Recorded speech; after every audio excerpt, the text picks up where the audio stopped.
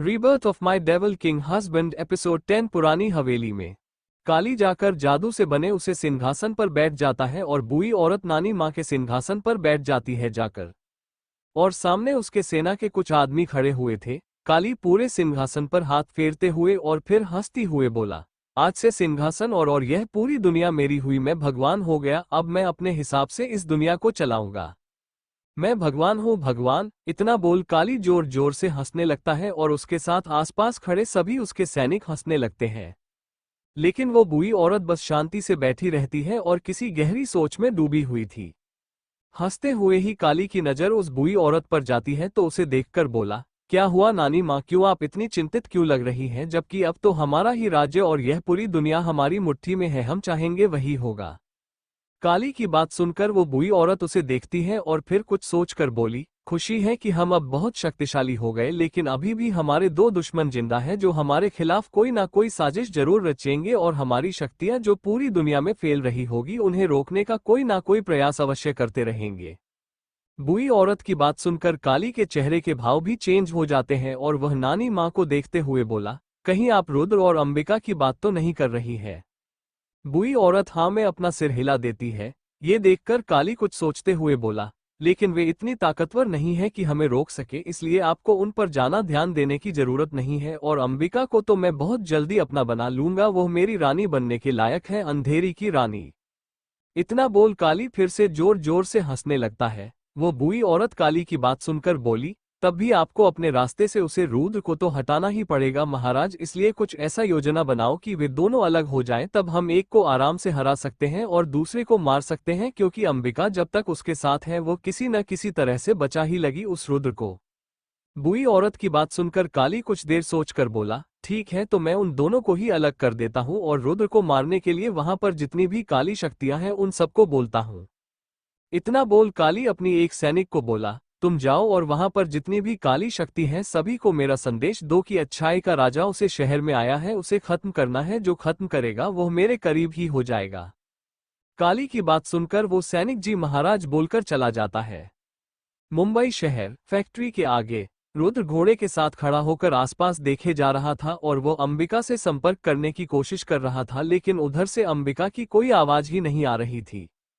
चारों तरफ देखने के बाद रुद्र की नजर पास की एक पुरानी फैक्ट्री पर जाती है और उसे एहसास होने लगता है कि जरूर उसकी परी जी यही है। और वो घोड़े को साइड में खड़ा करके खुद अंदर चला जाता है। फैक्ट्री के अंदर अंबिका जमीन पर पड़ी हुई थी और उसके मुंह से खून आ रहा था और आसपास खड़े सभी लोग ये देखकर हंसे जा रहे थे। जेल में बंद भी लड़कियों की आंखों में आंसू थे अंबिका की हालत देखकर, क्योंकि उसकी हालत तो उनसे भी जाना बुरी हो गई थी। वो कम से कम जिंदा तो थी, अंबिका तो बहुत जल्दी मरने वाली थी, उन सबको यही लग रहा था। अंबिका की हालत देखकर सभी ऐसे ही सोच रहे होते हैं। और वो बूढ़ा व्यक्ति खाट लेटे ही अंबिका को देखकर बोला, बोला था ना मैंने तुझे शांति से मेरी हो जा, अब देख तेरे साथ क्या हो रहा है। इतना बोल वो हंसने लगता है और उसके साथ राणा बाकी सभी भी हंसने लगते हैं। उसे बूढ़े व्यक्ति की बात सुनकर अंबिका बंद हो रही अपनी आंखों से उसे देखती है, लेकिन अब उसे साफ दिखाई देना बंद हो रहा था। वो समझ चुकी थी कि आज शायद यही उसकी मौत हो जाएगी। और वो अपनी आंखें बंद करके रुद्र की छवि को याद करके बोली, हमें माफ करना रुद्र जी, हम आपसे किया हुआ वादा पूरा नहीं कर पाएंगे और ना आपसे मिले हुए बिना ही जा रहे हैं इस दुनिया से, हमें माफ कर देना। तभी सभी के कानों में किसी के अंदर आने की आवाज आती है। सभी पीछे पलटकर उसे तरफ देखते हैं तो एक हैंडसम सा लड़का चारों तरफ देखते हुए धीरे धीरे अंदर आ रहा था। उसको देख ऐसा लग रहा था जैसे कोई पावरफुल आदमी आ रहा हो, जिसके हर एक कदम के साथ बाकी सबकी दिल की धड़कन तेज हो रही थी और न चाहती हुई भी सबके दिल में थोड़ा सही घबराहट होने लगी थी। रुद्र को देख बूढ़ा आदमी कंफ्यूज होकर बोला, अबे फैक्ट्री का गेट बंद नहीं किया क्या, कौन सीधा चला रहा है, निकालो साले को बाहर यहां से। बूढ़े व्यक्ति की बात सुनकर दो आदमी हाँ में सिर हिलाकर रुद्र के पास जाते हुए बोले, कौन है बे तू और बिना इजाजत के अंदर कैसे गुस्सा चला रहा है, मरना चाहता है तो क्या, निकल चल यहां से बाहर। रुद्र जो उन आदमियों के पीछे देख रहा था, क्योंकि उसे एहसास हो रहा था कि उसकी अंबिका है। वो उन आदमियों की बात सुनकर एक नजर उन्हें देख फिर से आगे बढ़ने लगता है। ये देखकर भी दोनों आदमी कंफ्यूज हो गए और रुद्र को खुद को इग्नोर करता देखकर दोनों के चेहरों पर गुस्सा आ जाता है और वह अपने हाथ में लिए डंडे को रुद्र के आगे करते हुए बोले, अबे पागल मागल समझा है क्या, जब बोल रहे हैं यहाँ से निकल तो निकल का, फालतू में अपना दिमाग खराब नहीं करने का क्या, और अब यहाँ से निकल जा वापस। रुद्र, जिसे हर एक कदम के साथ उसके दिल में बेचैनी सी बढ़ रही थी, वह अपने आगे खड़े उन दोनों आदमियों को बोला, अगर अपनी जान प्यारी हो तो दूर हटो। और रुद्र की कड़क आवाज सुनकर कुछ देर के लिए तो भी दोनों के चेहरों के भाव डरे से हो जाते हैं, लेकिन फिर अपनी सीना चौड़ा करके रुद्र के कंधे पर हाथ रखकर उसे पीछे करते हुए बोले, निकल वे साले। ये देखकर रुद्र अपना हाथ ऊपर कर दोनों आदमी को हल्का एक उंगली से टच कर देता है और उसके टच मात्र से ही वे दोनों आदमी उड़ते हुए बहुत दूर जाकर गिरते हैं और वहीं पर बेहोश हो जाते हैं। ये देखकर सभी शौक रह जाते हैं और जेल के अंदर बंद लड़कियों के दिल की धड़कन तेज हो गई थी। सभी लड़कियों को लगने लगता है कि यही है वो जो उन्हें बचा के ले जा सकता है और वे सभी सब उम्मीद भरी नजरों से उसे देखने लगती है। पूरा व्यक्ति अपने आदमियों की हालत देखकर एकदम से खाट पर बैठ जाता है और बड़ी बड़ी आंखें करके उसे देखने लगता है। और बाकी सब आदमियों की हालत भी बहुत खराब हो गई थी, उन्हें विश्वास नहीं हो रहा था कि कोई आदमी किसी को हल्का सा टच करने की मात्रा से ही उन्हें दूर फेंक कर बेहोश कर सकता है, इसलिए किसी की हिम्मत नहीं होती कि रुद्र के सामने जाने की। रुद्र चलती हुई बूढ़े आदमी के पास आता है तो बुरा व्यक्ति जैसे ही कुछ बोलने को होता है तो रुद्रा उसे इग्नोर कर उसके पीछे देखता है, जिसे देख उसके चेहरे के भाव चेंज हो जाते हैं और वहां पर बहुत गुस्सा आ जाता है और उसके शरीर का तापमान बढ़ने लगता है, जिससे आसपास खड़े आदमी गर्मी के में अपने शरीर के सारे कपड़े उतारने लगे थे। लेकिन फिर भी उनके शरीर की गर्मी कम नहीं हो रही थी और उन्हें ऐसा लग रहा था कि भी बहुत ही जल्दी जलकर राख हो जाएंगे। रुद्रा अंबिका की हालत देखकर अपने आप पर कंट्रोल नहीं कर पा रहा था और उसके अंदर जो शक्तियां छुपी हुई थी जिन्हें वह खुद अब नहीं जानता था, वह बाहर आ जाती है, जिससे आसपास का तापमान बहुत गर्माहट भरा हो जाता है, कुछ चीजों में तो आग लगने लगती है। वे सभी आदमी जैसे ही भागने को होते हैं तो रुद्र के अंदर एक एक आग का छोटा सा गोला सब में जाकर लगता है और वे वही जलकर रख हो जाते हैं। बूढ़ा व्यक्ति और राणा जाकर एक मशीन के पीछे छुप जाते हैं, लेकिन रुद्र का ध्यान तो सिर्फ अंबिका पर था जो बेहोश हो चुकी थी और उसका पूरा शरीर खून में लटपट था। आखिर में रुद्र अपने बढ़ती शक्तियों पर कंट्रोल करके अंबिका के पास आ जाता है, पर अपने घुटनों के बल बैठकर प्यार से उसके माथे पर हाथ फेरने लगता है, जिससे अंबिका की चोटों भरने लगती है और वह वापस ठीक हो जाती है। पुरानी हवेली में काली जाकर जादू से बने उसे सिंहासन पर बैठ जाता है और बूढ़ी औरत नानी माँ के सिंहासन पर बैठ जाती है जाकर, और सामने उसके सेना के कुछ आदमी खड़े हुए थे। काली पूरे सिंहासन पर हाथ फेरते हुए और फिर हंसते हुए बोला, आज से सिंहासन और यह पूरी दुनिया मेरी हुई, मैं भगवान हो गया, अब मैं अपने हिसाब से इस दुनिया को चलाऊंगा, मैं भगवान हूँ भगवान। इतना बोल काली जोर जोर से हंसने लगता है और उसके साथ आसपास खड़े सभी उसके सैनिक हंसने लगते हैं, लेकिन वो बूढ़ी औरत बस शांति से बैठी रहती है और किसी गहरी सोच में डूबी हुई थी। हंसते हुए ही काली की नजर उस बूढ़ी औरत पर जाती है तो उसे देखकर बोला, क्या हुआ नानी माँ, क्यों आप इतनी चिंतित क्यों लग रही हैं, जबकि अब तो हमारा ही राज्य और यह पूरी दुनिया हमारी मुट्ठी में है, हम चाहेंगे वही होगा। काली की बात सुनकर वो बूढ़ी औरत उसे देखती है और फिर कुछ सोचकर बोली, खुशी है कि हम अब बहुत शक्तिशाली हो गए, लेकिन अभी भी हमारे दो दुश्मन जिंदा हैं जो हमारे खिलाफ कोई ना कोई साजिश जरूर रचेंगे और हमारी शक्तियां जो पूरी दुनिया में फैल रही होगी उन्हें रोकने का कोई ना कोई प्रयास अवश्य करते रहेंगे। बूढ़ी औरत की बात सुनकर काली के चेहरे के भाव भी चेंज हो जाते हैं और वह नानी माँ को देखते हुए बोला, कहीं आप रुद्र और अंबिका की बात तो नहीं कर रही है। बूढ़ी औरत हाँ में अपना सिर हिला देती है। ये देखकर काली कुछ सोचते हुए बोला, लेकिन वे इतनी ताकतवर नहीं है कि हमें रोक सके, इसलिए आपको उन पर जाना ध्यान देने की जरूरत नहीं है, और अंबिका को तो मैं बहुत जल्दी अपना बना लूंगा, वो मेरी रानी बनने के लायक है, अंधेरी की रानी।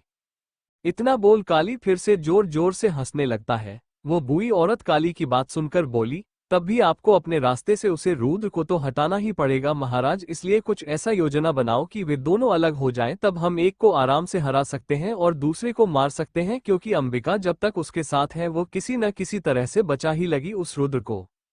बूढ़ी औरत की बात सुनकर काली कुछ देर सोचकर बोला, ठीक है, तो मैं उन दोनों को ही अलग कर देता हूँ और रुद्र को मारने के लिए वहां पर जितनी भी काली शक्तियां हैं उन सबको बोलता हूँ। इतना बोल काली अपनी एक सैनिक को बोला, तुम जाओ और वहां पर जितनी भी काली शक्ति हैं सभी को मेरा संदेश दो कि अच्छाई का राजा उसे शहर में आया है, उसे खत्म करना है, जो खत्म करेगा वो मेरे करीब ही हो जाएगा। काली की बात सुनकर वो सैनिक जी महाराज बोलकर चला जाता है। मुंबई शहर, फैक्ट्री के आगे रुद्र घोड़े के साथ खड़ा होकर आसपास देखे जा रहा था और वो अंबिका से संपर्क करने की कोशिश कर रहा था, लेकिन उधर से अंबिका की कोई आवाज ही नहीं आ रही थी। चारों तरफ देखने के बाद रुद्र की नजर पास की एक पुरानी फैक्ट्री पर जाती है और उसे एहसास होने लगता है कि जरूर उसकी परी जी यही है, और वो घोड़े को साइड में खड़ा करके खुद अंदर चला जाता है। फैक्ट्री के अंदर अंबिका जमीन पर पड़ी हुई थी और उसके मुंह से खून आ रहा था और आसपास खड़े सभी लोग ये देखकर हंसे जा रहे थे। जेल में बंद भी लड़कियों की आंखों में आंसू थे अंबिका की हालत देखकर, क्योंकि उसकी हालत तो उनसे भी जाना बुरी हो गई थी। वो कम से कम जिंदा तो थी, अंबिका तो बहुत जल्दी मरने वाली थी, उन सबको यही लग रहा था। अंबिका की हालत देखकर सभी ऐसे ही सोच रहे होते हैं। और वो बूढ़ा व्यक्ति खाट लेटे ही अंबिका को देखकर बोला था ना मैंने तुझे शांति से मेरी हो जा, अब देख तेरे साथ क्या हो रहा है। इतना बोल वो हंसने लगता है और उसके साथ राणा बाकी सभी भी हंसने लगते हैं। उसे बूढ़े व्यक्ति की बात सुनकर अंबिका बंद हो रही अपनी आंखों से उसे देखती है, लेकिन अब उसे साफ दिखाई देना बंद हो रहा था। वो समझ चुकी थी कि आज शायद यही उसकी मौत हो जाएगी, और वो अपनी आंखें बंद करके रुद्र की छवि को याद करके बोली, हमें माफ करना रुद्र जी, हम आपसे किया हुआ वादा पूरा नहीं कर पाएंगे और ना आपसे मिले हुए बिना ही जा रहे हैं इस दुनिया से, हमें माफ कर देना। तभी सभी के कानों में किसी के अंदर आने की आवाज आती है। सभी पीछे पलटकर उसे तरफ देखते हैं तो एक हैंडसम सा लड़का चारों तरफ देखते हुए धीरे धीरे अंदर आ रहा था। उसको देख ऐसा लग रहा था जैसे कोई पावरफुल आदमी आ रहा हो, जिसके हर एक कदम के साथ बाकी सबकी दिल की धड़कन तेज हो रही थी और न चाहती हुई भी सबके दिल में थोड़ा सही घबराहट होने लगी थी। रुद्र को देख बूढ़ा आदमी कंफ्यूज होकर बोला, अबे फैक्ट्री का गेट बंद नहीं किया क्या? कौन सीधा चला रहा है? निकालो साले को बाहर यहां से। बूढ़े व्यक्ति की बात सुनकर दो आदमी हाँ में सिर हिलाकर रुद्र के पास जाते हुए बोले, कौन है बे तू और बिना इजाजत के अंदर कैसे गुस्सा चला रहा है? मरना चाहता है तो क्या? निकल चल यहां से बाहर। रुद्र जो उन आदमियों के पीछे देख रहा था, क्योंकि उसे एहसास हो रहा था कि उसकी अंबिका है, वो उन आदमियों की बात सुनकर एक नजर उन्हें देख फिर से आगे बढ़ने लगता है। ये देखकर भी दोनों आदमी कंफ्यूज हो गए और रुद्र को खुद को इग्नोर करता देखकर दोनों के चेहरों पर गुस्सा आ जाता है और वह अपने हाथ में लिए डंडे को रुद्र के आगे करते हुए बोले, अबे पागल मागल समझा है क्या? जब बोल रहे हैं यहां से निकल तो निकल का, फालतू में अपना दिमाग खराब नहीं करने का क्या? और अब यहां से निकल जा वापस। रुद्र जिसे हर एक कदम के साथ उसके दिल में बेचैनी सी बढ़ रही थी, वह अपने आगे खड़े उन दोनों आदमियों को बोला, अगर अपनी जान प्यारी हो तो दूर हटो। और रुद्र की कड़क आवाज सुनकर कुछ देर के लिए तो भी दोनों के चेहरों के भाव डरे से हो जाते हैं, लेकिन फिर अपनी सीना चौड़ा करके रुद्र के कंधे पर हाथ रखकर उसे पीछे करते हुए बोले, निकल वे साले। ये देखकर रुद्र अपना हाथ ऊपर कर दोनों आदमी को हल्का एक उंगली से टच कर देता है और उसके टच मात्र से ही वे दोनों आदमी उड़ते हुए बहुत दूर जाकर गिरते हैं और वहीं पर बेहोश हो जाते हैं। ये देखकर सभी शौक रह जाते हैं और जेल के अंदर बंद लड़कियों के दिल की धड़कन तेज हो गई थी। सभी लड़कियों को लगने लगता है कि यही है वो जो उन्हें बचा के ले जा सकता है और वे सभी सब उम्मीद भरी नजरों से उसे देखने लगती है। पूरा व्यक्ति अपने आदमियों की हालत देखकर एकदम से खाट पर बैठ जाता है और बड़ी बड़ी आंखें करके उसे देखने लगता है। और बाकी सब आदमियों की हालत भी बहुत खराब हो गई थी, उन्हें विश्वास नहीं हो रहा था कि कोई आदमी किसी को हल्का सा टच करने की मात्रा से ही उन्हें दूर फेंक कर बेहोश कर सकता है, इसलिए किसी की हिम्मत नहीं होती कि रुद्र के सामने जाने की। रुद्र चलती हुई बूढ़े आदमी के पास आता है तो बुरा व्यक्ति जैसे ही कुछ बोलने को होता है तो रुद्रा उसे इग्नोर कर उसके पीछे देखता है, जिसे देख उसके चेहरे के भाव चेंज हो जाते हैं और वहां पर बहुत गुस्सा आ जाता है और उसके शरीर का तापमान बढ़ने लगता है, जिससे आसपास खड़े आदमी गर्मी के में अपने शरीर के सारे कपड़े उतारने लगे थे। लेकिन फिर भी उनके शरीर की गर्मी कम नहीं हो रही थी और उन्हें ऐसा लग रहा था कि भी बहुत ही जल्दी जलकर राख हो जाएंगे। रुद्रा अंबिका की हालत देखकर अपने आप पर कंट्रोल नहीं कर पा रहा था और उसके अंदर जो शक्तियां छुपी हुई थी जिन्हें वह खुद अब नहीं जानता था, वह बाहर आ जाती है, जिससे आसपास का तापमान बहुत गर्माहट भरा हो जाता है। कुछ चीजों में तो आग लगने लगती है। वे सभी आदमी जैसे ही भागने को होते हैं तो रुद्र के अंदर एक एक आग का छोटा सा गोला सभी आदमी में जाकर लगता है और वे वही जलकर रख हो जाते हैं। बूढ़ा व्यक्ति और राणा जाकर एक मशीन के पीछे छुप जाते हैं। लेकिन रुद्र का ध्यान तो सिर्फ अंबिका पर था, जो बेहोश हो चुकी थी और उसका पूरा शरीर खून में लटपट था। आखिर में रुद्र अपने बढ़ती शक्तियों पर कंट्रोल करके अंबिका के पास आ जाता है, पर अपने घुटनों के बल बैठकर प्यार से उसके माथे पर हाथ फेरने लगता है, जिससे अंबिका की चोटों भरने लगती है और वह वापस ठीक हो जाती है। रुद्र जमीन पर बैठकर अंबिका का सर अपनी गोद में रखकर प्यार से उसके सिर पर हाथ फेर रहा था, और अब तक मीरा के सारे घाव भी भर चुके थे। और यह नजारा देखकर जेल में बंद सभी लड़कियां और मशीन के पीछे छुपे वो बूढ़ा आदमी और राणा शौक थे। उन्हें विश्वास नहीं हो रहा था कि कोई आदमी जादू भी कर सकता है, केवल छूने मात्र से किसी को भी ठीक कर सकता हूं, और उसके घाव खुद में खुद भर जाते हैं। तभी अंबिका को होश आने लगता है और वो धीरे से अपनी आंखें खुलती है तो पहले सामने देखती है तो सामने उसे जेल में बंद सभी लड़कियां दिखाई देती हैं, जो हैरानी से उसे ही देखे जा रही थी। ये देखकर अंबिका को सब याद आने लगता है कि अभी उसके साथ क्या हुआ था, और फिर उसकी नज़र खुद पर जाती है और फिर आसपास के माहौल को देखकर शौक रह जाती है, ये सब कैसे हुआ, और वो तो घायल थी ना। तभी उसे एहसास हुआ कि उसका सिर किसी के गोद में रखा है और वो व्यक्ति उसके बहुत करीबी है। इसी चीज का एहसास होने के बाद अंबिका अपना सिर ऊपर करती है तो उसके सामने वो चेहरा आ जाता है जिसे देखने के लिए वो तरस रही थी, उसकी आंखें। रुद्र को देख मीरा एकदम से बैठ जाती है और उसके तरफ अपना चेहरा करके हैरानी से और रुद्र की तरफ उंगली पॉइंट करती हुई बोली, आप सच में रुद्र जी हैं या मैं मर चुकी हूं और मुझे ये सब दिखाई दे रहा है सपनों में। मीरा की बात सुन और उसको ऐसा करता दे रुद्र के चेहरे पर मुस्कान आ जाती है। रुद्र प्यार से उसके चेहरे को अपने हाथ में लेकर उसकी आंखों में देखकर बोला, आपको कोई गलतफहमी नहीं हो रही है परी जी, आपका रुद्र आ चुका है आपको बचाने। रुद्र के हाथ का स्पर्श का एहसास होते ही और उसकी बात सुनकर अंबिका खुद को रोक नहीं पाती है और जल्दी से रुद्र का हाथ पकड़कर उसके सीने से लगकर रोने लगती है। ये देखकर रुद्र अंबिका को अपने बाहों में भर लेता है। अंबिका रोते हुए बोली, रुद्र जी मैंने आपको बहुत याद किया, मुझे लग रहा था कि आज मैं मरने वाली हूं और मरने से पहले आपको देखना चाहती थी। अंबिका की बात सुनकर रुद्र के चेहरे के भाव चेंज हो जाते हैं और वो थोड़े कठोरता से उसकी कंधों पर हाथ रख उसे खुद से दूर करके बोला, मरने की बात ही मत करना परी जी, क्योंकि इस रुद्र के होते हुए किसी में इतनी ताकत नहीं है कि वह आपको मुझसे दूर कर सके। रुद्र की कड़क और गुस्से भरी आवाज सुनकर अंबिका नम आंखों से ही हाँ में सिर हिलाकर बोली, मुझे विश्वास है आपके बात पर कि अगर मैं मरने वाली होगी ना तब भी आप मुझे मौत के मुंह से वापस लेकर आ जाओगे, जैसे आज लेकर आवे। अंबिका की बात सुनकर रुद्र उसे फिर से अपने सीने से लगा लेता है। जेल में खड़ी सभी लड़कियां ये सब देखकर जल रही थी। इतना पावरफुल आदमी और हैंडसम लड़का अंबिका के पास होने से उन्हें बहुत जलन हो रही थी। पर जिन लड़कियों ने रुद्र को भाई समझा था उनके चेहरे पर मुस्कान थी। अंबिका बस रुद्र के सीने से चिपकी हुई थी। वो इतने टाइम से रुद्र को खुद से दूर नहीं होना चाहती थी, क्योंकि भले ही वो किसी को बता नहीं रही थी, लेकिन रुद्र के बिना एक एक पल उसके लिए निकालना बहुत मुश्किल हो रहा था। लेकिन रुद्र को दिए वचन की वजह से वो मजबूरी में यहाँ आई थी। रुद्र अंबिका एक दूसरे से अलग होकर खड़े हो जाते हैं। अंबिका आसपास आदमियों की जले कंकड़ों को देखकर रुद्र को हैरानी से देखकर बोली, मतलब आपने मानवों पर अपनी शक्तियों का इस्तेमाल किया रुद्र जी। पर यह बात मीरा ने थोड़े गुस्से में बोली थी, क्योंकि शक्तियां उसके पास भी थी, लेकिन मानव के ऊपर इनको इस्तेमाल करना गलत है।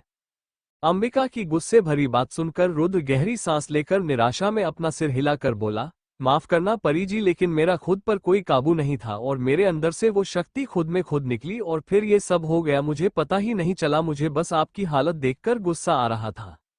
रुद्र की पूरी बात सुनकर अंबिका अपना सिर पकड़ लेती है। अब कौन समझाए उसके पति को कि उसने उसके लिए कितनी बड़ी मुसीबत खड़ी करती है। वो एक पुलिस वाली है और इन सबको गिरफ्तार करके जेल में डालने वाली थी, लेकिन आप तो इनके राख और कंकाल ही बचे हुए हैं। अंबिका को ऐसा करता देख रुद्र कंफ्यूज होकर बोला, परी जी आप क्यों परेशान हैं, माना कि मैंने गलती की है, लेकिन ये दुष्ट मानव उसके ही लायक थे और उनके कर्मों में ऐसे ही सजा लिखी हुई थी। रुद्र की बात सुनकर अंबिका उसे गुस्से से घूर के देखते हुए बोली, अब आप रहने दो, मैं कोई देवी नहीं हूं और आप देवता नहीं हो, हम मानव हैं तो मानवों की तरह यहाँ रहते हैं, तो हमें उनके नियम और कानून को मानना ही पड़ेगा। इतना बोल अंबिका गहरी सांस लेती है और रुद्र का हाथ पकड़कर बोली, कोई बात ना, मैं अभी यह सब संभाल लेती हूँ, लेकिन आगे से गलती से भी मानवों के ऊपर अपनी शक्तियों का इस्तेमाल मत करना। अंबिका की बात सुनकर रुद्र हाँ में अपना सिर हिला देता है। अंबिका की नजर फिर जेल में बंद लड़की ऊपर जाती है तो वह रुद्र का हाथ छोड़कर उसे तरफ जाने लगती है। रुद्र भी उन लड़कियों को देखता है जो जेल में बंद थी। अंबिका जेल में लगे बड़े से ताली को देखकर बोली, अभी मेरे पास बंदूक भी नहीं है, मैं इसे कैसे तोड़ूं? तभी रुद्र अपनी उंगली उठाकर एक छोटी सी चिंगारी तारे पर दे मारता है, जिससे वो ताला 4 टुकड़ों में टूटकर नीचे जमीन पर गिर पड़ता है। ये देख सभी लड़कियां शॉक थी और अंबिका गुस्से से पलटकर रुद्र को देखकर बोली, रुद्र जी, मैंने मना किया था ना शक्तियों का इस्तेमाल करने से, और अभी 1 मिनट नहीं हुआ फिर आपने वही किया। अंबिका की बात सुनकर रुद्र कंफ्यूज होकर बोला, लेकिन यह इंसान नहीं था, यह एकमात्र ताला था जिसे तोड़ना था, इसमें मैंने क्या गलत किया? रुद्र की बात सुनकर सभी लड़कियां हंसने लगती हैं और अंबिका अपना सिर पकड़ लेती है। क्या करे वो इस आदमी का? कि अंबिका फ्री है, सोचती है कि रुद्र कभी मानवों के बीच में नहीं रहा है और उसने सदा ही अपनी शक्तियों का इस्तेमाल किया है, तो उसे ये सब करना थोड़ा मुश्किल होगा, उसे सीखना होगा यहाँ के तौर तरीकों को।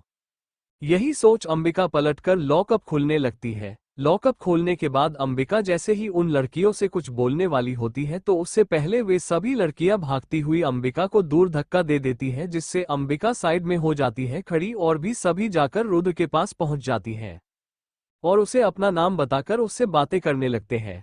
और यह सब देखकर अंबिका शॉक रह जाती है। क्या उसने इन लड़कियों को जेल से बाहर नहीं निकाला था? तो फिर तारीफ तो उन्हें उसकी करनी चाहिए ना, यह उल्टी गंगा क्यों बह रही है और सब उसके पति से ही क्यों चिपक रही है? रुद्र इतनी सारी लड़कियों को अपने पास खड़ा देखकर थोड़ा सा झिझक रहा था उनसे बात करने में। तभी एक लड़की रुद्र का हाथ पकड़कर बोली, आपका क्या नाम है भैया, और हमें बचाने के लिए थैंक्स। उसे लड़की की बात सुनकर रुद्र बोला, जी मेरा नाम रुद्र है। और रुद्र का नाम सुनकर सभी लड़कियों से रुद्र रुद्र का कर बुलाने लगते हैं। तभी एक लड़की शर्माती हुई बोली, रुद्रा जी, क्या आपकी लाइफ में कोई है? अगर है भी तो कोई बात नहीं, तब भी मैं आपकी बनना चाहूंगी। उसे लड़की की बात सुनकर रुद्र शॉक रह जाता है और दूर खड़ी अंबिका उसे गुस्से से घूमने लगती है। ये लड़की कहना क्या चाहती है कि उसका पति किसी को भी अपने पास रख लेता होगा। दूसरी लड़की भी रुद्र की तरफ आंख मारती हुई बोली, कोई फर्क नहीं पड़ता कि आपकी लाइफ में कितने भी लड़कियां हो, तब भी मैं आपकी बनना चाहूंगी।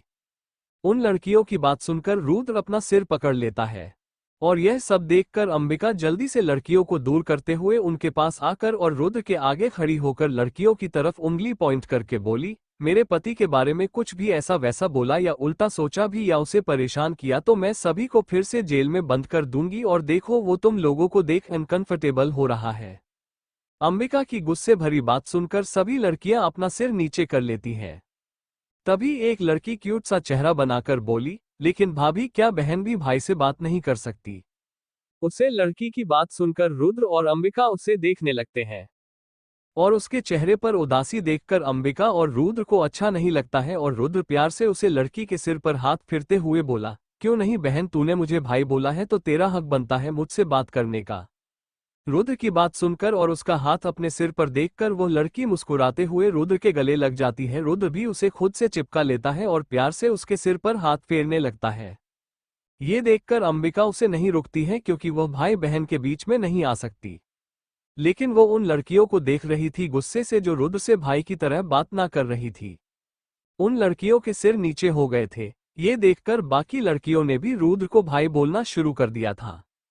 रुद्र एक एक से सबसे मुस्कुराते हुए बात कर रहा था और फिर उनके बारे में जानकर कि वो कितने दर्द में यहाँ पर थी, रुद्र की आंखों में आंसू आ जाते हैं और वह एक एक से सबके सिर पर हाथ फिरते ही बोला, माफ करना बहनों, तुम्हारा भाई लेट हो गया आने में।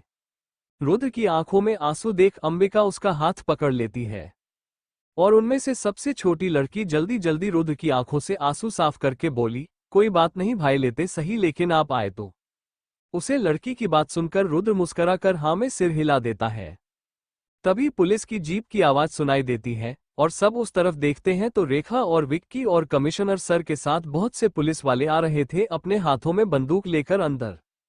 उन सबको देखकर अंबिका सभी लड़कियों को देखकर बोली, कोई भी इन्हें रुद्र जी के बारे में कुछ नहीं बताएगा कि रुद्र जी ने ये सब किया है अपनी शक्तियों से, वरना उनके लिए मुसीबत खड़ी हो जाएगी।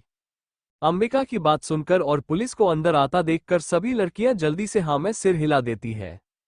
सभी लड़कियों को और रुद्र अंबिका को देखकर कमिश्नर सर के साथ रेखा और विक्की हैरान थे, उन्हें कोई भी आदमी यहाँ दिखाई नहीं दे रहा था। हाँ, कुछ जले हुई राख और हड्डियां जमीन पर डली हुई थी। कमिश्नर सर रुद्र के पास आकर बोले, अरे रुद्र, तुम कब आए और यहाँ ये क्या हो रहा है? मुझे तो बताया गया था कि कुछ गुंडों ने अंबिका को किडनैप कर लिया है। कमिश्नर सर रेखा की तरफ देखकर बोले। कमिश्नर सर की बात सुनकर रेखा अंबिका की तरफ देखती है तो अंबिका हाँ में सिर हिलाकर बोली, सर वे सभी लोग भाग गए रुद्र जी के आने से। अंबिका की बात सुनकर कमिश्नर सर रुद्र को देखते हैं तो रुद्र कुछ नहीं बोलता है क्योंकि वह झूठ नहीं बोलता था, वो सिर्फ अंबिका को देखने लगता है। जैसे बोल रहा हूं कि आपने झूठ को तुम ही देखो, क्योंकि अगर उसने कुछ भी बोला तो वो सच ही बोलेगा। रुद्र का इशारा समझकर अंबिका सभी पुलिस वालों का ध्यान भटकाने के लिए बोली, सर यह सभी लड़कियां यहाँ जेल में बंद थी, हमने इन्हें बाहर निकाला है और यह सब अलग अलग शहर से लाई गई लड़कियां हैं और इनको किडनैप करने वाला राणा और उसकी गैंग थी। अंबिका की बात सुनकर कमिश्नर सर एक पुलिस वाले को सभी लड़कियां हैंडल करने के लिए बोल देता है और वो पुलिस वाला सभी लड़कियों को अपने पीछे आने का इशारा करता है और उसके साथ हवलदार भी होता है जो नोटबुक पर उन लड़कियों का पता और उनके कैसे कैसे लाया उनको ये लिख रहा था। लड़कियों का पूरा पता और उनका बयान लेने के बाद उन लड़कियों के साथ साथ वो पुलिस वाला भी कमिश्नर सर के पास आ जाता है। कमिश्नर सर फिर उस पुलिस वाले से बोलकर सभी लड़कियों को उनके घर सही सलामत पहुंचाया जाए। वो लड़का पुलिस वाला हाँ मैं सिर हिलाकर इस काम में लग जाता है। रुद्र और अंबिका सभी लड़कियों से मिलने के बाद बाकी सब पुलिस वाले को छोड़कर कमिश्नर सर और रेखा और विक्की के साथ उसे फैक्ट्री से बाहर जाने लगते हैं। तभी रुद्र पलटकर एक पुलिस वाले से बोला, सुनो भाई, सामने वाली मशीन के पीछे 2 आदमी छुपे हुए हैं जिन्हें आपको गिरफ्तार करना चाहिए। रुद्र की बात सुनकर सब शौक रह जाते हैं क्योंकि किसी को नहीं पता था कि वहां पर और कोई भी है उनके अलावा।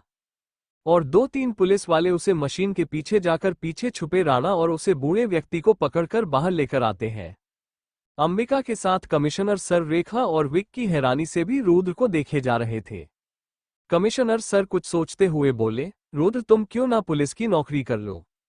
कमिश्नर की बात सुनकर अंबिका हैरानी से रुद्र को देखने लगती है जो उसे देख इशारा कर रहा था कि वह नहीं कर सकता। ये देखकर अंबिका के साथ विक्की और रेखा भी हंसने लगते हैं। अंबिका कमिश्नर सर को समझाते हुई बोली, सर मेरे पति के पास कुछ ऐसी जिम्मेदारी है कि वह उनके अलावा और कुछ नहीं कर सकते और वैसे भी उन्हें ये सब नहीं आता।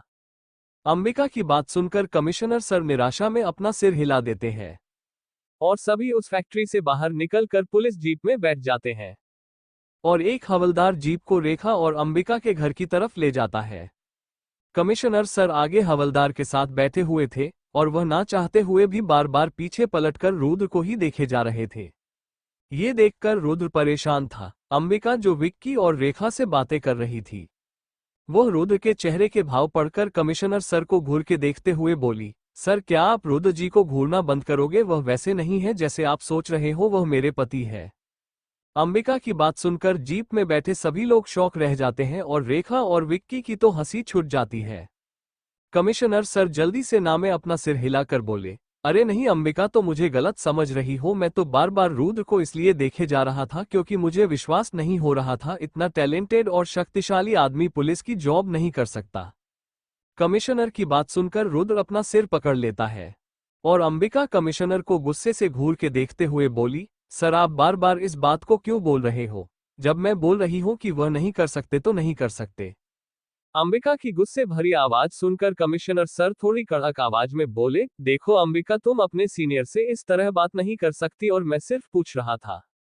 अंबिका और कुछ गुस्से में बोल पाती उससे पहले रुद्र अंबिका का हाथ पकड़कर कमिश्नर से माफी मांगते हुए बोला, सॉरी सर, लेकिन सच में मैं नहीं कर सकता हूं, लेकिन जब भी आपको मेरी हेल्प की जरूरत पड़ेगी तो मैं जरूर आपके पास आऊंगा आपकी मदद करने के लिए। रुद्र की बात सुनकर तो कमिश्नर के चेहरे पर मुस्कान आ जाती है और वो हाँ में सिर हिलाकर बोले, ये भी ठीक है। पुलिस की जीप आकर रेखा के घर के सामने रुकती है। ये देखकर सभी लोग जीप से उतर जाते हैं। रेखा और विक्की पहले घर के अंदर चले जाते हैं और अंबिका कमिश्नर सर से बात करने लगती है। रुद्र की नजर घर पर थी। वह इतना छोटा और प्यारे से घर को देख रहा था। भले ही यह घर उसके महल जैसा नहीं था, लेकिन देखने में अच्छा लग रहा था। मीरा कमिश्नर सर से बात करने के बाद उन्हें बाय बोल देती है और उनसे बोलती है कि वह कल से ही ड्यूटी ज्वाइन कर लेगी। मीरा की बात सुनकर कमिश्नर सर खुश होकर रुद्र को देखकर बोले, रुद्र अपना वादा याद रखना, जब भी मुझे तुम्हारी जरूरत पड़ेगी तुम्हें आना पड़ेगा। कमिश्नर की बात सुनकर रुद्र उनकी तरफ देखकर बोला, जरूर, वैसे भी मेरा काम ही है, जहां भी अच्छाई पर बुराई की जीत हो रही होगी तो मैं वहां खुद पहुंच जाता हूं बुराई का अंत करने के लिए। रुद्र की बात सुनकर कमिश्नर सर हैरानी से अंबिका को देखने लगते हैं। जैसे बोल रहे हो क्या सच में यह आदमी इसी लोक का है, सी दुनिया से आया है, क्योंकि कुछ बातें उसकी समझ में नहीं आती। कमिश्नर की हालत देखकर अंबिका अपना सिर हिलाने लगती है। सच में उसका पति इस दुनिया का नहीं है। अब ये बात कमिश्नर सर को तो बता नहीं सकती थी वो, इसलिए अंबिका अपने चेहरे पर मुस्कान लाकर बोली, ऐसा नहीं है सर, वह बात ही ऐसी करते हैं और वह दिल की बहुत अच्छे हैं। उन्हें पसंद नहीं कि कहीं भी अपराध हो रहा हो और वह शांति से देखते रहे, उनके होते हुए कहीं कोई गलत काम हो ही नहीं सकता। अंबिका की बात सुनकर कमिश्नर सर समझ जाते हैं और वह अपनी जीप में बैठकर अंबिका और रुद्र से बाय बोलते हुए बोले, ठीक है, तुम्हारा पति अच्छा है तो इसे अपने पास ही रखना, छोड़ मत देना, बहुत सच्चा आदमी है। और वो इतना बोल मुस्कुराते हुए हवलदार को जीप उनके घर ले जाने को बोलते हैं। कमिश्नर सर के जाने के बाद अंबिका रुद्र को देखती है जो घर को देखे जा रहा था। ये देखकर अंबिका रुद्र का हाथ पकड़कर बोली, यह मेरी माँ का घर है जिन्होंने मुझे पाला और इस काबिल बनाया कि मैं पुलिस वाली बनकर इस शहर से सारे अपराधियों को उनकी जगह दिखा सकूं। और वह रुद्र का हाथ पकड़े ही घर के अंदर जाने को होती है तो तभी उनके कानों में एक कड़क और थोड़ी गुस्से वाली आवाज आती है, वहीं रुक जाओ अंबिका। अंबिका रुद्र जो एक दूसरे को मुस्कुराते हुए देख रहे थे उस आवाज सुनकर सामने की ओर देखते हैं तो रेखा की मां रोहिणी जी सामने खड़े होकर गुस्से से उन्हें ही देखे जा रही थी। रुद्र कंफ्यूज होकर अंबिका को देखता है तो अंबिका उसे शांत रहने का इशारा करके रोहिणी जी को देखकर बोली, आंटी आप इतनी गुस्से में क्यों हो? अंबिका की बात सुनकर रोहिणी जी उनके पास आते हुए बोली, अच्छा तो अब मुझे तुम्हें यह भी बताना पड़ेगा कि मैं क्यों गुस्सा हूं और तुम बिना बताए मुझे इस लड़के से शादी करके मेरे घर पर आ रही हो। आंटी जी की गुस्से भरी आवाज सुनकर अंबिका अपना सिर नीचे कर लेती है और रुद्र अंबिका को उदास देखकर सामने खड़ी औरत को देखकर बोला, मां उनकी गलती नहीं थी, यह सब मेरी वजह से हुआ। रुद्र की बात सुनकर अंबिका हैरान थी क्योंकि पहली बार रुद्र झूठ बोल रहा था, उसके लिए बाकी सच यह नहीं था। उसने खुद रुद्र से शादी की थी मंदिर में जब वो उस टाइम बेहोश था। लेकिन रुद्र अंबिका की तरफ देखता भी नहीं है, वो बस सामने खड़ी औरत को प्यार से देखे जा रहा था अपनी मां की रूप में, क्योंकि रुद्र अपनी मां को तो बचपन में ही खो दिया था। रोहिणी जी जो गुस्सा होने का नाटक कर रही थी वो रुद्र के मुंह से अपने लिए मां शब्द सुनकर और खुद को प्यार भरी नजरों से देखता देखकर तो वो चाहकर भी गुस्सा नहीं हो पा रही थी और उनके अंदर से आवाज आने लगती है कि यह लड़के से उसका कोई पुराना नाता है और रोहिणी जी की आंखों में नमी आ जाती है और वह धीरे धीरे दोनों के पास आने लगती है। रुद्र भी अंबिका का हाथ छोड़कर धीरे धीरे कदमों से उनके पास जाने लगता है। अंबिका अपने हाथ की तरफ दिखती है और फिर सामने का नजारा देख वो कंफ्यूज थी, लेकिन फिर वो समझ जाती है कि उसकी आंटी में रुद्र को अपनी मां दिख गई, इसलिए वो उनके पास जा रहा है। और यही सोच अंबिका के चेहरे पर मुस्कान आ जाती है, लेकिन अब वह कंफ्यूज हो जाती है कि आप सामने खड़ी औरत उसकी क्या लगेगी, सास, आंटी या मां, और वह अपना सिर पकड़ लेती है।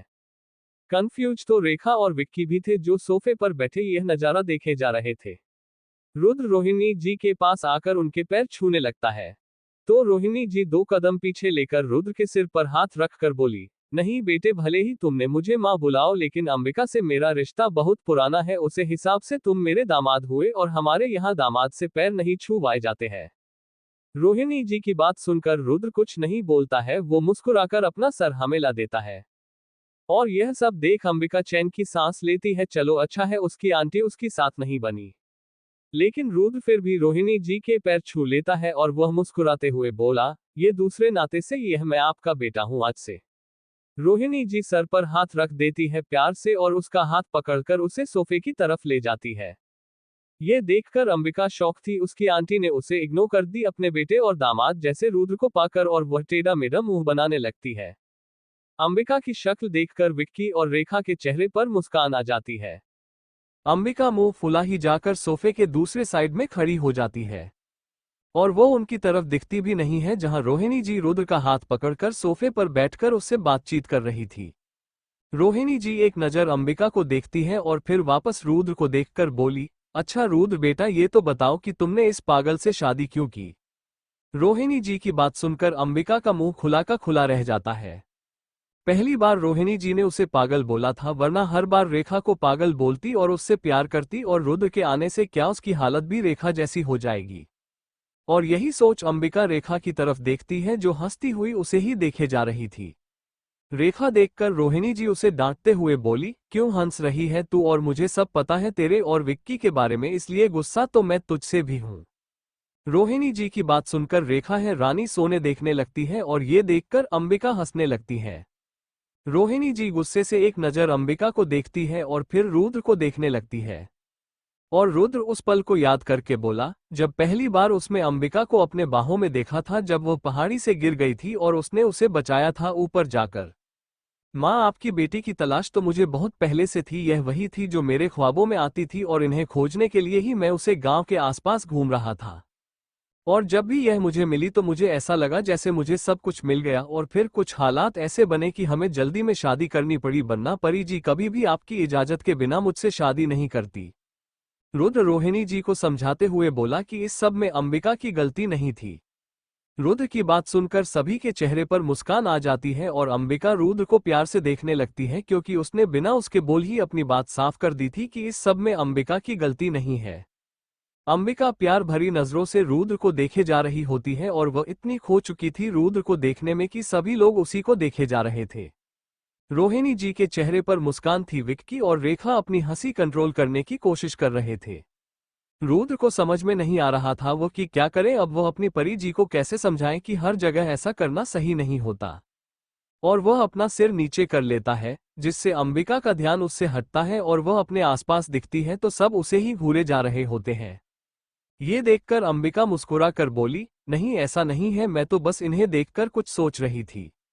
और फिर सभी बात करने लगते हैं, रात का डिनर करते हैं और सब अपने अपने रूम में चले जाते हैं सोने के लिए। अंबिका रुद्र का हाथ पकड़कर उसे अपने रूम में ले जाती है। अंबिका रुद्र के साथ जब रूम में पहुंचती है तो रुद्र पूरा रूम देखने लगता है और अंबिका गेट बंद करके पीछे से आकर उसे अपनी बाहों में भरकर बोली, थैंक्स रुद्र जी मेरे पास आने के लिए और मुझे इतना प्यार करने के लिए। रुद्र जिसकी नज़र अंबिका के फोटो पर थी, जिसमें वह किसी रोहिणी जी तो किसी में रेखा के साथ थी और एक में विक्की और बाकी लोग थे। रुद्र अंबिका की बात सुनकर वापस पलटकर अंबिका को अपनी बाहों में भरकर बोला, आपकी रक्षा करना और आपके साथ रहना तो मेरा कर्तव्य है परी जी, और अच्छा मुझे भी नहीं लग रहा था, जब आप मुझे छोड़कर जा रही थी तो मुझे ऐसा लग रहा था जैसे मेरा सब कुछ मुझसे छीन रहा हो। रुद्र की बात सुनकर अंबिका उसके गले लगी, अपना सिर ऊपर करके नम आंखों से उसे देखते हुए बोली, तो फिर क्यों किया था मुझको खुद से अलग, और अगर आना ही था तो मेरे साथ ही आ जाते, आपको क्या अच्छा लगता है मुझे दुखी और दर्द पूछाकर। अंबिका की बात सुनकर रुद्र उसकी आंखों से आंसू साफ करके बोला, लेकिन मेरा वहां भी जाना बहुत जरूरी था, जहां मैं जाकर भी कुछ नहीं कर पाया, और वो सब हो गया जिसके लिए मैं कभी खुद को माफ नहीं कर पाऊंगा। इतना बोल रुद्र के चेहरे पर उदासी आ जाती है। अंबिका जो रुद्र की बात को बड़ी गौर से सुन रही थी, वो समझ जाती है कुछ बुरा हुआ है जो नहीं होना चाहिए था। और वह रुद्र का हाथ पकड़कर उससे अलग होकर उसे बेड की तरफ ले जाती हुई बोली, रुद्र जी आप मुझे यहाँ पर बैठकर सब कुछ बताइए कि ऐसा क्या हुआ कि आप इतनी उदास हैं और खुद से नाराज भी। रुद्र और अंबिका बेड पर बैठ जाते हैं आमने सामने, और अंबिका उसकी दोनों हाथों को अपने हाथों में पकड़कर उसके बोलने का इंतजार करने लगती है। रुद्र गहरी सांस लेकर बोला, एक बार फिर मेरी वजह से वो सब हो गया जो नहीं होना चाहिए था। रुद्र की बात सुनकर अंबिका के चेहरे के भाव थोड़े चेंज हो जाते हैं, क्योंकि वह रुद्र की बात समझ चुकी थी कि जरूर पुरानी हवेली पर कुछ बुरा हुआ है। और अंबिका थोड़ी डरते हुए बोली, क्या वहां जो युद्ध होने वाला था उसमें कुछ बुरा हुआ है क्या, और नानी माँ तो ठीक है, साथ में बाकी सभी भी ना। इतना बोल अंबिका रुक जाती है, क्योंकि वो इससे आगे सोचना भी नहीं चाहती थी। रुद्र नामे अपना सिर हिलाकर बोला, कुछ ठीक नहीं है परी जी, हमारे महल यानी पुरानी हवेली पर काली का कब्जा हो चुका है और नानी माँ सेनापति और गुरुजी उनके कैद में है। रुद्र की बात सुनकर अंबिका की आंखें बड़ी बड़ी हो जाती है। अंबिका रुद्र का हाथ छोड़कर उसे घूर के देखते हुए बोली, तो आप अपनी नानी माँ और अपने महल को छोड़कर मुझे यहाँ बचाने के लिए आ गए, यह आपने अच्छा नहीं किया रुद्र जी। इतना बोल अंबिका बेड से खड़ी हो जाती है। ये देखकर रुद्र उसका हाथ पकड़कर वापस अंबिका को बेड पर बैठा कर बोला, मैंने कोशिश की थी महल के गेट को तोड़ने की, लेकिन मेरी शक्तियां इतनी कमजोर थी कि उनसे मुझे ही नुकसान पहुंच रहा था। तब नानी माँ ने मुझे आत्म संदेश भेजा कि मुझे आपके पास आना चाहिए और अपनी शक्तियां यहां बढ़ाकर फिर वापस आना चाहिए, उन्हें काली की कैद से छुड़ाने के लिए। अंबिका जो अभी भी रुद्र को घोड़े जा रही थी, वह रुद्र की बात सुनकर थोड़ी नॉर्मल होकर बोली, लेकिन आप एक पहुंचने में इतनी लेट कैसे हो सकते हो रुद्रदी? अगर ऐसा ही था तो आपको और जल्दी निकलना था वहां के लिए, लेकिन नहीं, आपको तो मुझे भगाने की पड़ रही थी। अंबिका टेढ़ा मुंह बनाकर बोली। अंबिका की बात सुनकर रुद्र कुछ नहीं बोलता है, क्योंकि यहाँ पर तो उसकी ही गलती थी। काश उसने पहले ही निकल गया होता महल के लिए तो ये सब नहीं होता, और वो अपना सिर नीचे कर लेता है और अंबिका से माफी मांगने लगता है। रुद्र को माफी मांगता देख और उसकी बात सुनकर अंबिका गहरी सांस लेकर और फिर रुद्र के चेहरे को अपने हाथों में लेकर बोली, आपको माफी मांगने की जरूरत नहीं है, और यह सोचिए कि आप अपनी शक्ति को काली की शक्ति के बराबर कैसे लाते हैं। क्या मैं आपकी कोई मदद कर सकती हूँ? अंबिका की बात सुनकर रुद्र उसे देखकर बोला, मुझे अभी इस बारे में कुछ ज्यादा पता नहीं, लेकिन बस इतना पता है कि यहाँ पर जितनी बुरी शक्तियों हैं उन्हें मारकर उनकी शक्ति को अपने अंदर लेना है।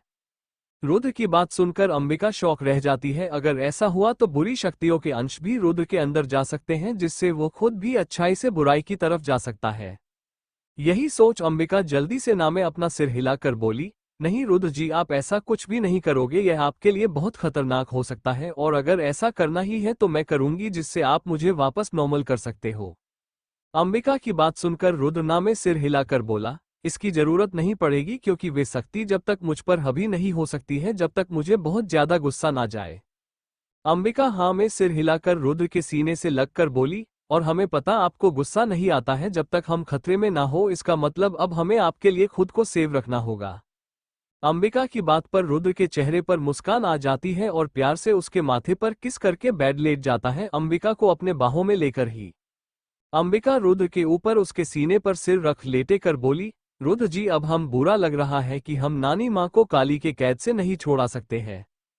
रुद्र जो अपनी आंखें बंद करके लेटा हुआ था, वो अंबिका की बात सुनकर अपनी आंखें अपना सिर नीचे करके अंबिका को दिखता है, जो किसी छोटी बच्ची की तरह उसके ऊपर लेटी हुई थी। रुद्र एक हाथ से अंबिका के सिर के बालों में हाथ फेरते हुए बोला, आप चिंता मत करो अंबिका जी, हम जल्द ही उन्हें काली के कैद से आजाद कर देंगे। रुद्र की बात सुनकर अंबिका रुद्र की आंखों में देखकर बोली, सच में रुद्र जी, हम उन्हें वहां से बाहर निकाल लेंगे ना? रुद्र मुस्कुरा कर हाँ में सिर हिला देता है। ये देख अंबिका के चेहरे पर मुस्कान आ जाती है और वो अपने होठों को रुद्र के होठों के पास आकर उन्हें चूमने लगती है। अंबिका के ऐसा करने से पहले तो रुद्र हैरान था, और फिर वो भी अंबिका के किस में उसका साथ देने लगता है। अंबिका के हाथ रुद्र के बालों में घूम रहे थे और रुद्र के हाथ अंबिका के पीठ पर थे, और फिर रुद्र के हाथ अंबिका के पीठ से नीचे की ओर चले जाते हैं। तभी अंबिका एकदम से अपनी आंखें खुलकर रुद्र को किस करना बंद कर देती है। ये देख रुद्र कंफ्यूज होकर अंबिका को देखने लगता है।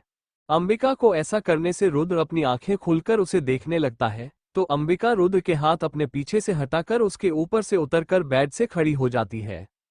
ये देख रुद्र को लगा कि अंबिका उसके साथ वो एनएचआई करना चाहती है, इसलिए बेड पर बैठकर बोला, माफ कर दो परी जी हमसे।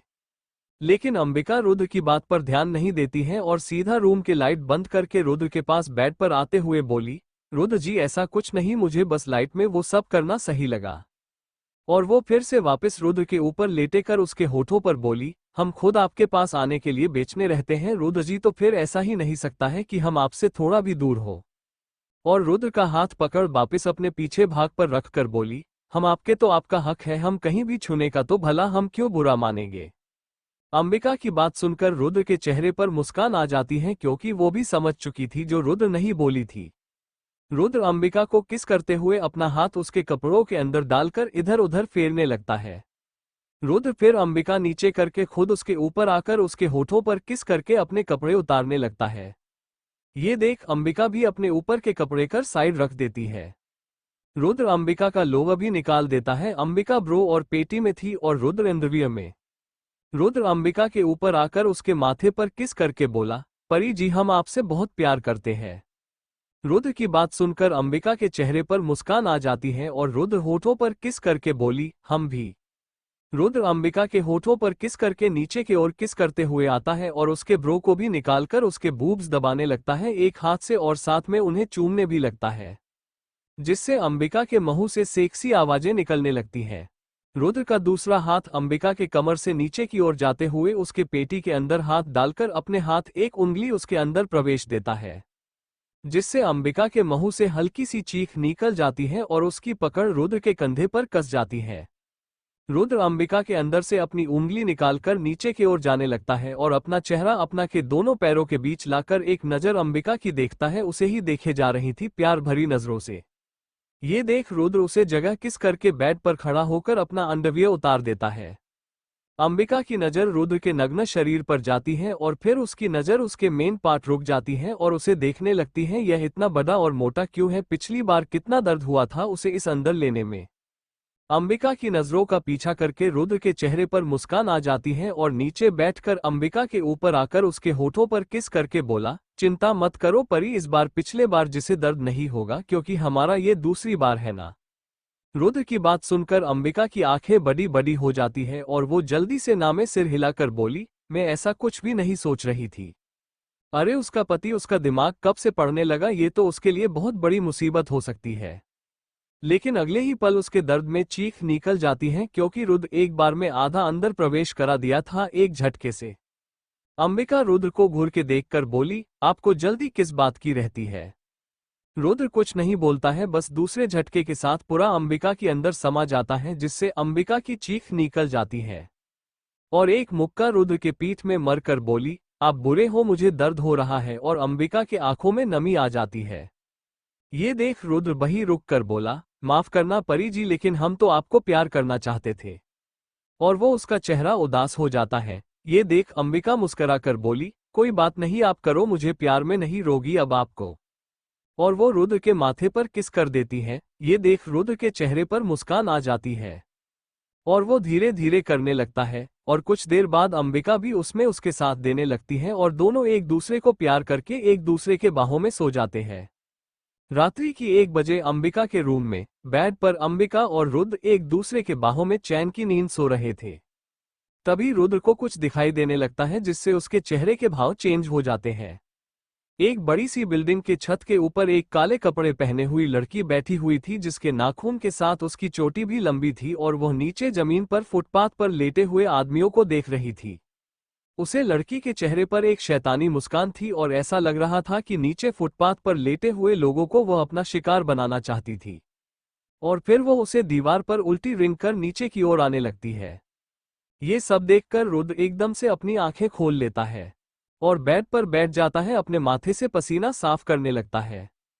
अंबिका जिसका हाथ रुद्र के ऊपर था और रुद्र का हाथ उसके सर के नीचे था, रुद्र के ऐसा करने से उसकी नींद भी खुल जाती है और वो नींद भरी आंखों से रुद्र को देखने लगती है और फिर रुद्र के पास बैठते हुए बोली, क्या हुआ रुद्र जी, आप एकदम से क्यों उठ गए। रुद्र कुछ नहीं बोलता है और वो बेड से उतरकर अपने कपड़े पहनने लगता है।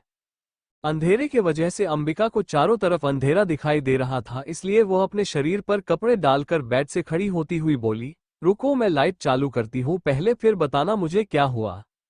और वो लाइट ऑन कर देती है। पलट कर देखती है तो रुद्र अपने सारे कपड़े पहनकर रूम के बालकनी की तरफ जा रहा था।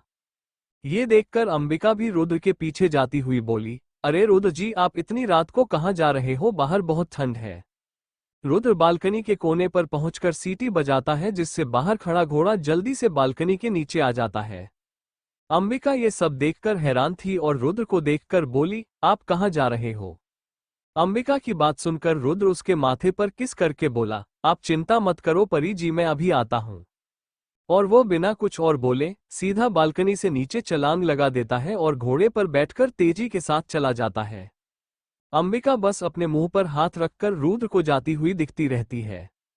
इतना तो वह भी समझ चुकी थी कि जरूर कहीं किसी पर बड़ी मुसीबत आने वाली है, इसीलिए उसका पति इतनी रात को जा रहा है।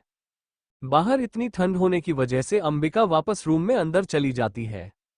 दूसरी तरफ वो काले कपड़े वाली डायन उसे बिल्डिंग की दीवार से रेंगते हुए नीचे आ जाती है और फिर सामने फुटपाथ पर लेटे हुए लोगों को देखकर बोली, आज तो बहुत भोजन मिलेगा खाने के लिए और साथ में वह भी आएगा इन सबको बचाने के लिए जिसे मरने के लिए महाराज काली ने बोला है। और वह हंसने लगती है। इतना बोलकर वो डायन धीरे धीरे उन 5 लोगों के पास जाने लगती है जो कंबल उठकर सो रहे थे एक दूसरे के पास में ही, सिर्फ एक को छोड़कर बाकी सभी कंबल में ही अपना मुंह छुपाकर सो रहे थे। और वो एक बूढ़ा आदमी जैसे ही उसे किसी औरत के हंसने की आवाज आती है तो वह अपनी आंखें खोल लेता है और अंधेरे में ही आसपास देखता है तो सामने से उसे एक भयानक सी औरत अपने पास आते हुए दिखाई देती है जो पूरे काले कपड़े पहने हुई थी और वो चेहरे से एक डायन सी लग रही थी।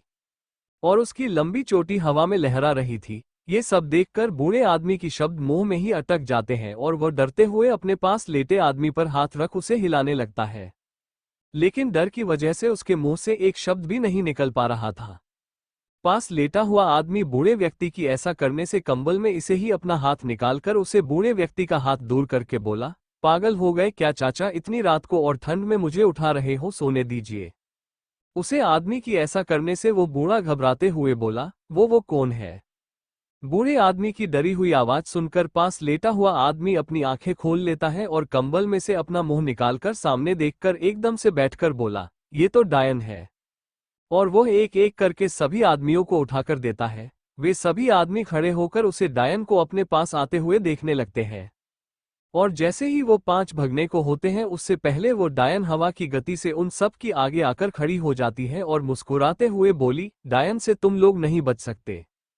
और इतना बोल वो जोर जोर से हंसने लगती है और अपनी लंबी चोटी से सभी को पकड़ लेती है और हवा में ऊपर उन सभी को घुमाने लगती है।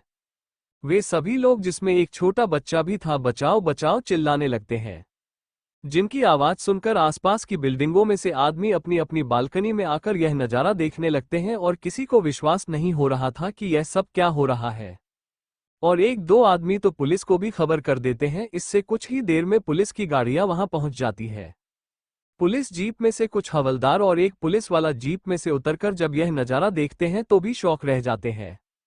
और वो पुलिस वाला जैसे ही अपनी कमर से बंदूक निकालकर सामने खड़ी डायन के ऊपर उसे पॉइंट करने वाला होता है, उससे पहले वो डायन अपने हाथ को लंबा करके जल्दी से उसे पुलिस वाले की हाथ से गन छुड़ाकर उसकी गर्दन पकड़कर उसे ऊपर उठा देती है।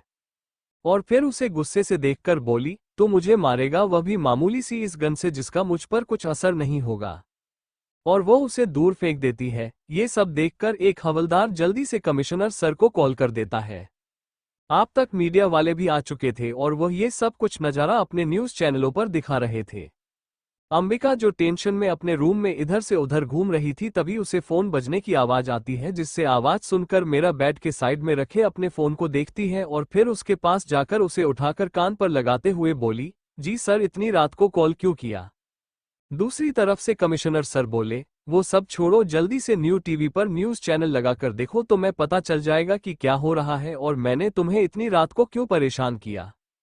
कमिश्नर की बात सुनकर अंबिका सीधा रूम से निकलकर हाल में आकर टीवी का रिमोट लेकर टीवी ऑन करती है तो न्यूज़ चैनल पर चल रही खबर को देखकर वो शॉक रह जाती है और अपने मुंह पर हाथ रखकर बोली, ये सब क्या हो रहा है सर? अंबिका की बात सुनकर कमिश्नर सर भी नामे सिर हिलाकर बोले, मुझे नहीं पता, लेकिन ये बहुत खतरनाक है, तुम जल्दी से यहाँ पर पहुंचे, मैं अभी अपनी पूरी टीम लेकर पहुंचता हूँ, वरना कितनों की मौत हो सकती है, हम ये सोच भी नहीं सकते। अंबिका हाँ में सिर हिलाकर जल्दी से अपने रूम में जाकर अपनी पुलिस की वर्दी पहनकर घर से जीप में बैठकर निकल जाती है।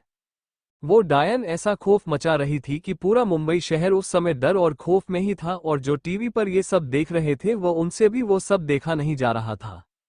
जब अंबिका की जीप वहां पहुंचती है तब तक पहले आए पुलिस वालों की जान और उन 5 लोगों की जान जा चुकी थी और चारों तरफ खून और सिर कटे हुए डाले हुए थे। यह मंजर देखकर अंबिका अपने मुंह पर हाथ रख लेती है और उसके पीछे ही कमिश्नर की जीप भी आ जाती है और फिर वो भी अंबिका के पास खड़े होकर ये सब देख रहे थे। ये डायन एक आदमी के लाश को अपने नाखूनों से कट रही थी और आसपास की बिल्डिंग की छत से जो आदमी यह सब देख रहा था उन्होंने अपनी आंखें बंद कर ली थी, उनसे देखा नहीं जा रहा था ये सब। कमिश्नर अंबिका को देखकर बोला, हम लेट हो चुके हैं, तभी इन लोगों की जान गई है, और वह निराशा में अपना सिर नीचे कर लेते हैं। तभी अंबिका उसे सामने खड़ी डायन को घूर के देखते हुए बोली, लेकिन अब हमने से नहीं रोका तो बाकी सब भी मारेंगे, क्योंकि अगर इस टाइम को एक हद को मारना होता तो यह अभी तक मारकर चली गई होती, इसका मकसद कुछ और है। अंबिका उस डायन की तरफ जाने लगती है। ये देखकर पीछे खड़े हवलदार श्यामलाल और कमिश्नर उसे आवाज लगाकर रोकने को बोलते हैं कि आगे बहुत खतरा है, वो एक डायन से नहीं लड़ सकते। लेकिन अंबिका उन्हें हाथ दिखाकर वहीं रुकने का इशारा करती है। कमिश्नर अंबिका को गुस्से से बोले, तुम पागल हो गई हो क्या? अगर तुम्हें कुछ हो गया तो मैं रुद्र को क्या जवाब दूंगा, इसलिए मेरी बात मानो और वापस आओ। लेकिन अंबिका नहीं रुकती है और वह लगातार उसे डायन के पास जाने लगती है। ये देखकर कमिश्नर सर गुस्से से अपना सिर पकड़ लेते हैं। तभी आसमान में एक हेलीकॉप्टर घूमने लगता है। अंबिका रुककर ऊपर देखती है तो उसे सेना का हेलीकॉप्टर लग रहा था। और उसे हेलीकॉप्टर से गोलियां उसे डायन के ऊपर बरसने लगती हैं। ये देखकर कमिश्नर सर जल्दी से अंबिका के पास आकर उसका हाथ पकड़कर उसे पीछे ले जाते हुए बोले, दूर रहो उससे वरना तुम भी मर जाओगी। अब हमारा काम यहीं पर खत्म हो गया, जब देश की आर्मी आ गई है तो जल्दी इस टाइम को मार दिया जाएगा। अंबिका डायन को देखती है जो गुस्से से ऊपर देख रही थी और फिर अपने हाथों को ऊपर कर उन्हें लंबी कर लेती है। ये देखकर अंबिका निराशा में अपना सिर हिलाकर बोली, कुछ नहीं होने वाला, बल्कि ये सब लोग भी मारेंगे। और अगले ही पल वो डायन हेलीकॉप्टर को अपने हाथ में पकड़ लेती है और उसे हाथ में दबाकर उसके टुकड़े नीचे फेंक देती है। ये सब देखकर सभी लोग हैरान रह जाते हैं। कुछ हेलीकॉप्टर जो और आ रहे थे उसके पीछे वे सब अपने रास्ते बदल लेते हैं और वो डायन अब हवा में उड़ने लगी थी ऊपर और आदमियों को उनकी छत की बालकनी से पकड़कर उन्हें खींच रही थी। मौत का ऐसा तांडव देखकर सभी लोग शॉक थे। जो लोग अपने घर में वापस जा चुके थे वो बच जाते हैं, लेकिन जो नहीं घुस पा रहे थे उन्हें वो डायन पकड़कर ऊपर से नीचे फेंक देती थी, जिससे उनकी मौत हो रही थी। टीवी और न्यूज़ चैनलों पर ये सब देखकर आदमी बहुत खौफ में आ चुका था और सभी ने अपने घरों की कुंडी खिड़कियां बंद कर दी थी। पूरे मुंबई शहर में सन्नाटा छा गया था। आखिर सभी को मारने के बाद वो डायन वापस नीचे आती है और पुलिस वालों की जीप की तरफ बढ़ने लगती है, जिसमें हवलदार और कमिश्नर के साथ अंबिका बैठी हुई थी। ये देखकर कमिश्नर गुस्से से हवलदार को देखकर बोला, वापस लो जीप को और भागो यहां से। कमिश्नर की बात सुनकर वो हवलदार जीप को पीछे लेने लगता है, लेकिन उससे पहले वो डायन हवा में उड़ती हुई जीप के ऊपर आकर बैठ जाती है। ये देखकर वो हवलदार डरते हुए अंबिका और कमिश्नर को देखता है। अंबिका जीप ड्राइव कर रहे हवलदार को देखकर बोली, जीप को आगे लेकर तेजी से रोको। वो हवलदार जी मैडम बोलकर इसी तरह से रोकता है, जिसकी वजह से वो डायन ऊपर से नीचे जाकर गिरती है। ये देखकर सभी शॉक रह जाते हैं। हवलदार को जीप ना चालू करता देख अंबिका जल्दी से उससे बोली, उसे मत देखो, अगर अपनी जान प्यारी है तो कर वापस पीछे लेकर मोड़ दो।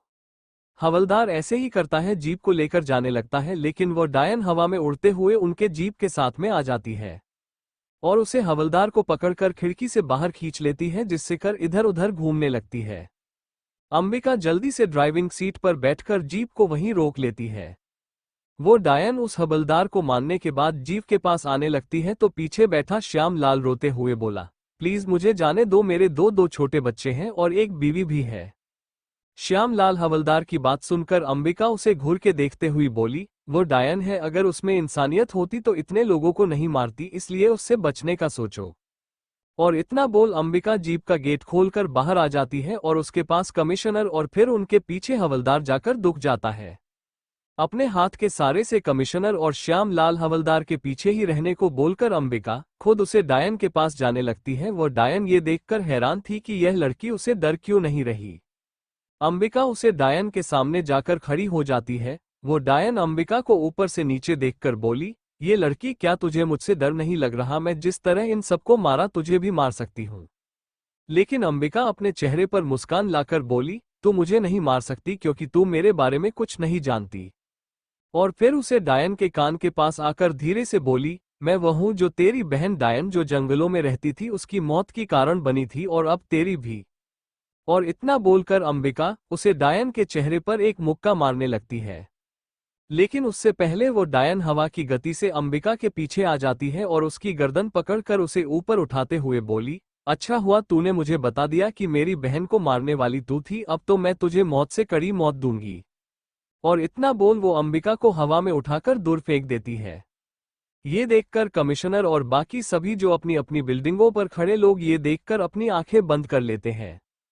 उन्हें लग रहा था कि इतनी ऊंचे से अंबिका नीचे गिर के जरूर मर जाएगी, लेकिन तभी सबके कानों में घोड़े की तेज आवाज आती है, जिससे सभी अपनी आंखें खुलकर देखते हैं। सब लोग उसे तरफ देखते हैं, वो डायन भी देखती है हैरानी से। एक हैंडसम सा लड़का सफेद घोड़े पर बैठकर तेजी से उनकी तरफ आ रहा था और आगे आकर उसने उसे पुलिस वाली लड़की को भी पकड़कर घोड़े पर आगे बैठा लिया था। सभी को यह नजारा किसी मूवीज का लगा रहा था। एक बिल्डिंग की बालकनी में एक और उसका पति खड़े होकर हैरानी से यह नजारा देख रहे थे। तभी उस औरत की गोद में छोटी सी मासूम बच्ची ये देख जल्दी से अपने दोनों छोटे छोटे हाथों से बजाकर बोलने लगी, वो देखो माँ। अपनी बालकनी से एक आदमी ने इसकी वीडियो बनाकर जैसे ही सोशल मीडिया पर डाली तो लोग ये देखकर हैरान थे। सभी लोग खुश हो रहे थे कि हीरो ने हीरोइन को बचा लिया। और उसे वीडियो पर अलग अलग तरह की कमेंट आ रहे थे। कोई बोल रहा था, मुझे पता था भगवान ने बुरी शक्तियों बनाई है तो अच्छी भी बनाई है, देखो आ गया हम सब का हीरो जिसने इस लड़की को बचाया, जैसे अब इस डायन को भी यह खत्म कर देगा। इसी तरह एक आदमी और कमेंट करके बोला, हाँ भाई आपने सच कहा, अगर यह डायन खुद को भगवान समझ रही थी तो ये गलती है इसकी। आ गया उसका बाप जिसने आते ही अपनी हेरोनी को बचा लिया। तभी एक लड़की का कमेंट आया, मुझे तो इन दोनों की जोड़ी देखकर ऐसा लग रहा है जैसे कि यह दुनिया की बेस्ट जोड़ी है, जहां हीरोइन पुलिस वाली है जो उस डायन से लड़ रही थी। जब उसकी जान खतरे में हुई तो हीरो बचाने आ गया उसे। इसी तरह लोग तरह तरह की बातें कर रहे थे और बहुतों को विश्वास भी नहीं हो रहा था कि यह लड़का उसे डायन को हरा भी पाएगा। तो कुछ उसे सपोर्ट कर रहे थे। इधर अंबिका घोड़े पर आगे बैठी हुई थी और रुद्र उसके कमर में हाथ डालकर उसे पकड़े हुए था और घोड़ा उस डायन के आगे आकर खड़ा हो गया था। रुद्र को देखकर वो डायन हंसते हुए बोली, बहुत समय लगा लिया महाराज आने में, तब तक देखा मैंने कितने लोगों को मार दिया, बचा ही नहीं पाए आप किसी को। उसे डायन की बात सुनकर रुद्र अपने आसपास बिछी लाशें को देखता है और फिर सामने खड़ी डायन को देखकर बोला, इन मासूम लोगों ने तेरा क्या बिगाड़ा था डायन, अगर तुझे मुझे ही लड़ना था तो ये सब क्यों किया तुमने। रुद्र की बात सुनकर डायन हंसते हुए बोली, मुझे तुम कहीं से भी अच्छाई के राजा नहीं लगते हो, बल्कि तुम तो एक बच्चे हो, बच्चे जो ये भी नहीं जानता कि बुराई का कोई नहीं होता, हमें सिर्फ वही करना होता है जो हमें अच्छा लगता है, और इन सबको मानने का कारण भी आप हो महाराज। और वह रुद्र के ऊपर अपनी चोटी से हमला करती है। ये देखकर रुद्र घोड़े को लेकर हवा में उड़ जाता है और बाकी सब ये देखकर हैरान रह जाते हैं। श्यामलाल कमिश्नर जो जीप के पीछे छुपकर ये सब देख रहे थे वह हैरान थे। श्यामलाल अपने सिर पर हाथ से मारते हुए बोला, सर कहीं मैं सो तो नहीं रहा, घोड़ा कैसे उड़ सकता है। श्यामलाल हवलदार की बात सुनकर कमिश्नर सर हवा में उड़ रहे घोड़े को देखते हैं जिसके ऊपर रुद्र और अंबिका बैठे हुए थे, और फिर नामे अपना सिर हिलाकर बोले, मैं भी अपनी पूरी लाइफ में ऐसा कुछ नहीं देखा, इस तो मूवी से भी ज्यादा चमत्कारी और अलग है। और उनके साथ अपनी अपनी बिल्डिंगों के बाहर खड़े आदमी और छतों के बालकनी में खड़े आदमी यह सब देखकर शौक में थे, और बहुत से तो वीडियो बनाकर सोशल मीडिया पर डाल रहे थे, जिससे पूरा मुंबई और पूरे भारत देश के लोग अपने मोबाइल पर यह वीडियो देख रहे थे लाइव। रुद्र को हवा में उड़ता देख घोड़े पर उसे डायन को भी बहुत गुस्सा आ जाता है और वह भी हवा में उड़ जाती है और कभी अपनी चोटी से तो कभी अपने लंबे नाखूनों से रुद्र के ऊपर हमला करती है, लेकिन रुद्र बहुत आसानी से इन सब से बच रहा होता है। ये देखकर अंबिका भी हैरान थी और वो डायन को देखते हुए बोली, रुद्र जी हम इसे कैसे हराएंगे, क्योंकि जिस तरह से ये खतरनाक रूप धारण करिए इसे हराना बहुत मुश्किल है। अंबिका की बात सुनकर रुद्र डायन की चोटी के जाल से साइड से बचते हुए बोला, मुझे भी दिख रहा है लेकिन इसे मारना ही हमें होगा, वरना इससे ज्यादा कोहरा मचाएगी यह शहर में। और रुद्र फिर कुछ सोचते हुए बोला, परी जी आपको पता है ना कि डायन की चोटी काट दो तो उसकी शक्तियां खत्म हो जाती हैं। रुद्र की बात सुनकर अंबिका अपना सिर पर हाथ रखकर कंफ्यूज होकर बोली, मुझे पक्का नहीं पता, लेकिन मैंने ये सब नाटक को टीवी में देखा है, लेकिन कितना सच है मुझे भी नहीं पता। रुद्र का ध्यान अंबिका से बात करने पर था, तभी डायन के हाथ की उंगली का एक नाखून आकर रुद्र के हाथ में लगता है, जिससे उसकी दर्द भारी चीख निकल जाती है। ये देखकर अंबिका जल्दी से रुद्र के हाथ से आ रहे खून को देखती है तो उसकी आंखों में आंसू आ जाते हैं और वह हाथ से उसके खून को रोकते हुए बोली, रुद्र जी आपको तो बहुत चोट लग गई। रुद्र कुछ नहीं बोलता है, बस सामने आ रहे हैं डायन के नाखूनों से बचकर। अंबिका के हाथ में घोड़े की लगाम देते हुए बोला, अब इसे सबक से खाना ही होगा, परी जी आप घोड़े को संभालिए। अंबिका अपने हाथ में घोड़ी की लगाम देखकर हैरानी से बोली, लेकिन मुझे नहीं आता।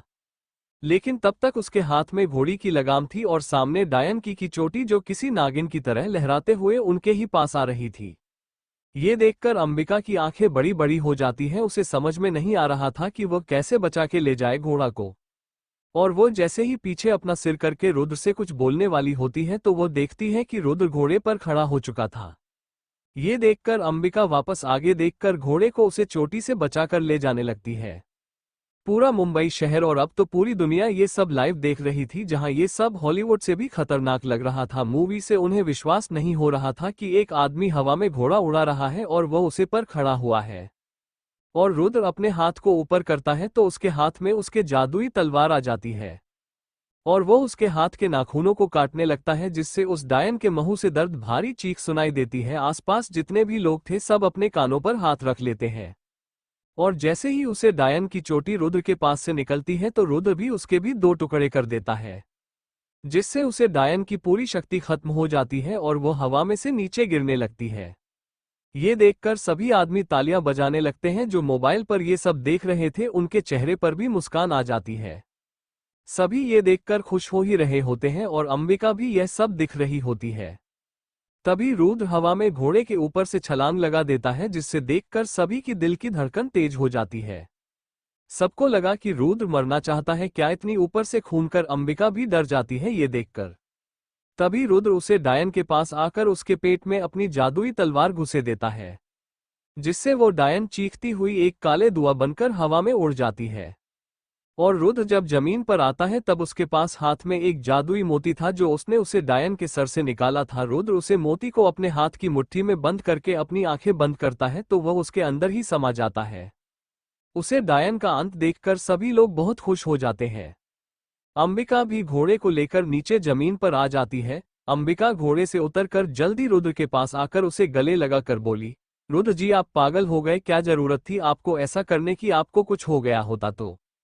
ये सब देखकर बाकी सभी लोग खुश हो जाते हैं और कमिश्नर के पास खड़ा श्यामलाल भी सीटी बजाता है जोर से और बाकी सब तालियां बजाने लगते हैं। Thank you for listening. मुझे उम्मीद है आपको ये स्टोरी पसंद आई होगी।